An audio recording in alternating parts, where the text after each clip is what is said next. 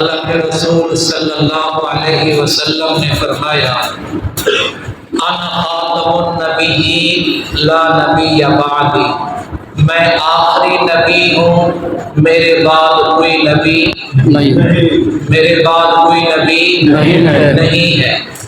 فرما گئے یہ ہادی لا نبی بعدی۔ قرآن مجید بتاتا ہے، قرآن مجید میں اللہ تعالیٰ فرماتا ہے الحمدللہ رب العالمین، تمام تعریفیں اس اللہ کے لیے ہیں جو تمام جہانوں کا پالنے والا ہے۔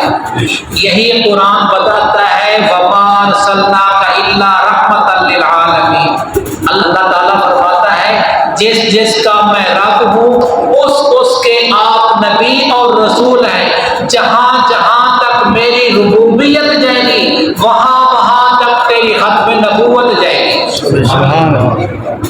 اللہ کے نبی، نبیوں کے نبی، فرشتوں کے نبی، انسانوں کے نبی، جنات کے نبی، حجر کے نبی، شجر کے نبی، سب کے نبی۔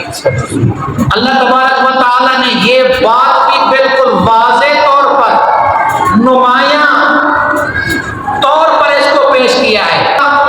فرمایا کلمہ طیبہ پڑھے گا تو لا الہ الا اللہ،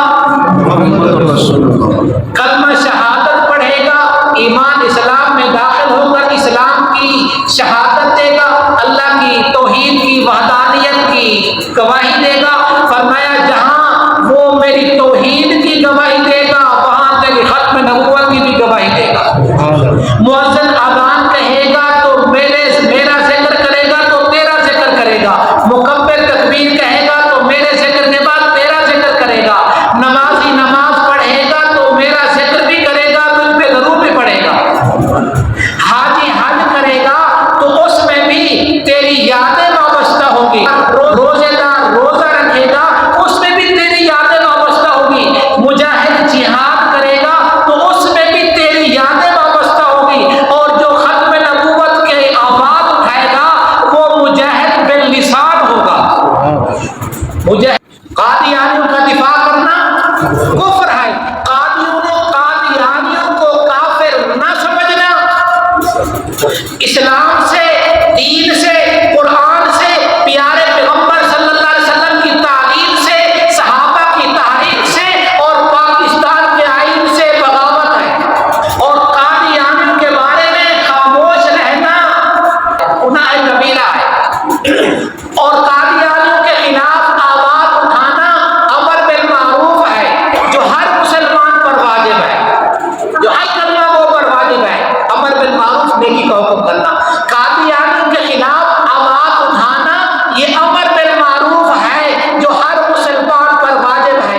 ایک دفعہ پھر سن لے، قادیانیوں کا دفاع کرنا کفر ہے، ان کے بارے میں خاموش رہنا گناہ کبیرہ ہے، ان کے خلاف آواز اٹھانا ہر مسلمان پر واجب ہے، ان کے خلاف آواز اٹھانا ہر مسلمان پر واجب، ان کے خلاف آواز اٹھانا ہر مسلمان پر واجب ہے۔ اس ہمیں کل قیامت کے دن میدان معاشر میں اپنے پیارے نبی صلی اللہ علیہ وسلم کی شفاعت کی ضرورت پڑے گی، ہمیں میدان معاشر میں حوض کوثر کی ضرورت پڑے گی، حوض کوثر پہ آقا صلی اللہ علیہ وسلم کے ہاتھ سے جام نصیب ہو جائے، یہ ہمارے لیے بڑی سعادت ہوگی۔ حدیث میں آتا ہے جس نے آقا صلی اللہ علیہ وسلم کے حوض کوثر سے پانی پی لیا اس کو پھر کبھی پیاس نہیں لگے، اس کو کبھی پیاس۔ اللہ تبارک و تعالیٰ آپ حضرات کو جزائے خیر نصیب فرمائے، اللہ تبارک و تعالیٰ ہم سب کو ناموس رسالت کا محافظ بنائے۔